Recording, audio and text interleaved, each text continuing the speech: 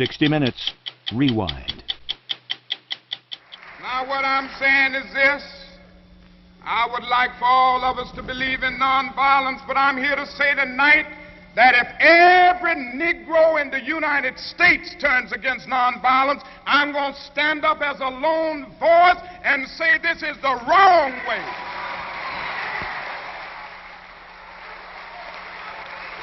I will never change in my basic idea that nonviolence is the most potent weapon available to the Negro in his struggle for freedom and justice.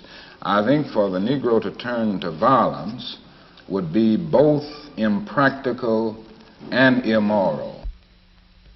There is an increasingly vocal minority who disagreed totally with your tactics, Dr. King. There's no doubt about that. I will agree that there is a group in the Negro community advocating violence now. I happen to feel that this group represents a numerical minority. Surveys have revealed this. The vast majority of Negroes still feel that the best way to deal with the dilemma that we face in this country is through nonviolent resistance. And I don't think this vocal group will be able to make a real dent in the Negro community in terms of swaying 22 million Negroes to this particular point of view. And I contend that the cry of black power is at bottom a reaction to the reluctance of white power to make the kind of changes necessary to make justice a reality for the Negro. I think we've got to see that a riot is the language of the unheard. And what is it that America has failed to hear?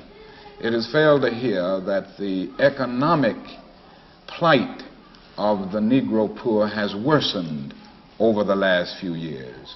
How many summers like this one do you imagine that we can expect? Well, I would say this: we don't have long. The mood of the Negro community now is one of urgency, one of saying that we aren't going to wait, that we've got to have our freedom. We've waited too long. So that I would say that every summer we are going to have this kind of vigorous protest. My hope is that it will be nonviolent. I would hope that we can avoid riots because riots are self-defeating and socially destructive. I would hope that we can avoid riots, but that we will be as militant and as determined next summer and through the winter as we have been this summer. And I think the answer about how long it will take will depend on the federal government, on the city halls of our various cities, and on white America to a large extent. This is where we are at this point, and I think white America will determine how long it will be and which way we go in the future. Even Senator Jacob Javits asked the question recently.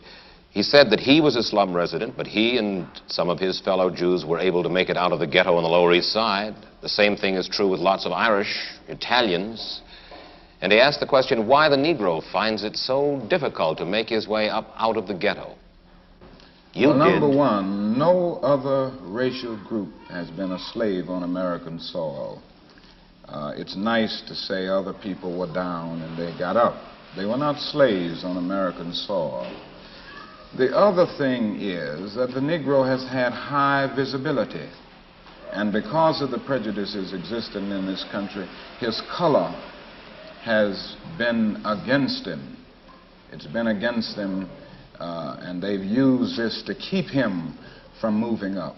In the final analysis, when you say to a man that you are in this position because of your race or because of your color, you say to that man that he can never get out of it. Other racial groups have been able maybe to change the accent or change the names, but the Negro can't.